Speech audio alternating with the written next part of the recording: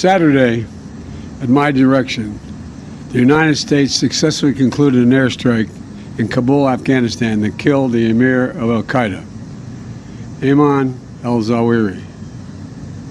You know, Zawahiri was bin Laden's leader. He was with him the whole time. He was his number 2 man, his deputy at the time the terrorist attack 9/11. He was deeply involved in the planning of 9/11. One of the most responsible for the attacks that murdered 2,977 people on American soil.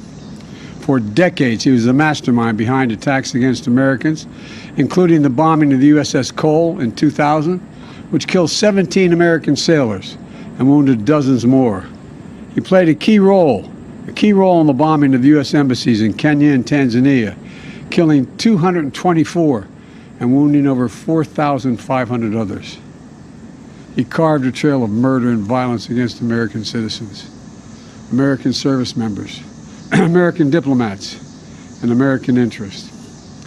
And since the United States delivered justice to bin Laden 11 years ago, Zawahiri has been a leader of al-Qaeda, the leader.